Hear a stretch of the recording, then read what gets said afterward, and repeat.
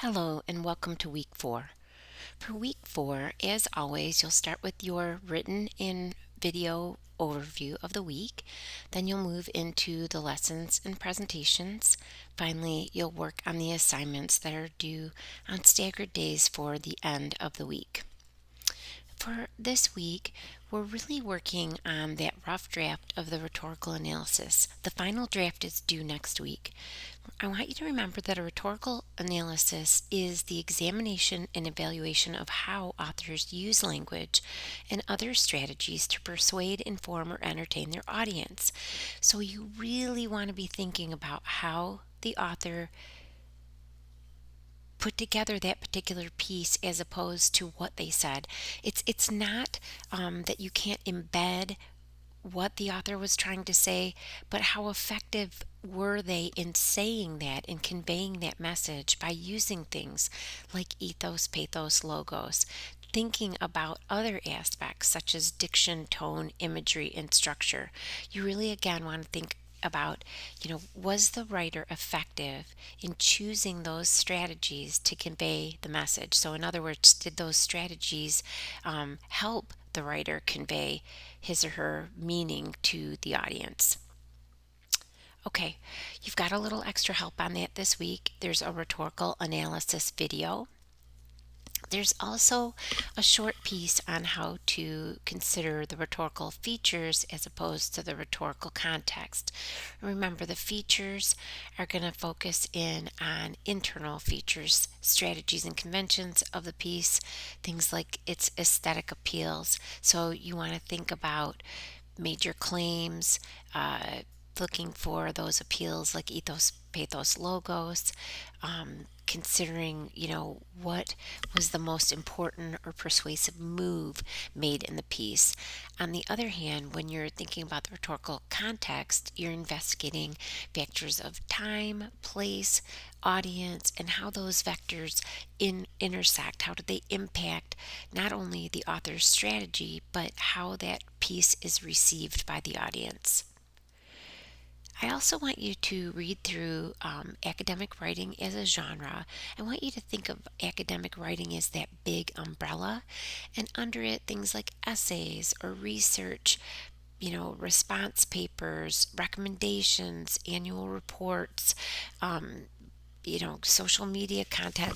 Obviously, the layer is academic writing, and then that next layer is things like essays, reports, and social media content. But you funnel down and you see that there's even, that finer grain of the type of probably assignments that many of you have already done.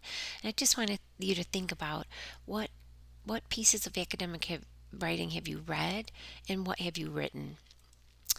All right, there's another part this week called the quote sandwich. This is a really good way for you to think about how to integrate quotes into your writing. So, usually you have a sentence where you introduce the quote, maybe you give some background information, then you have the quote itself, and then you have another sentence after the quote where you explain or analyze that particular quote.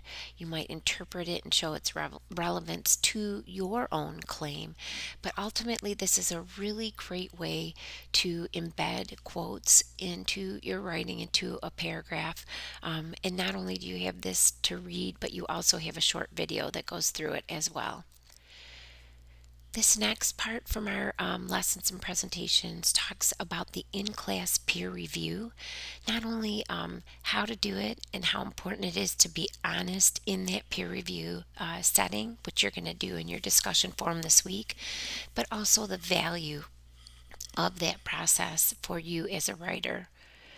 And then finally, you're going to read the Vanuatu Plan. This appeared in Dispatches. This is going to be the subject of your rhetorical analysis. So I would suggest that you read it very carefully.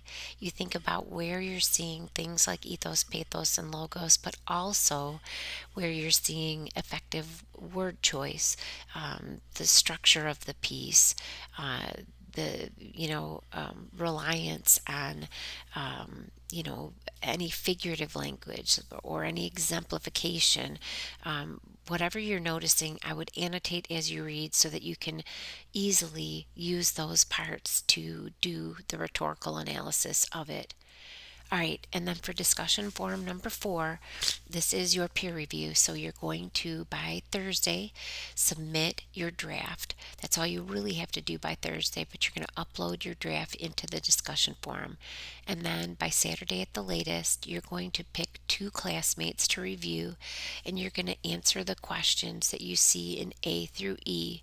You're going to, go through their introduction and summary and, uh, separate paragraphs where you discuss ethos, pathos, logos, etc. So you'll want to make sure that you answer all 5 of these questions about both of your classmates' drafts, and you're hoping that you're going to get at least 2 reviews of yours as well.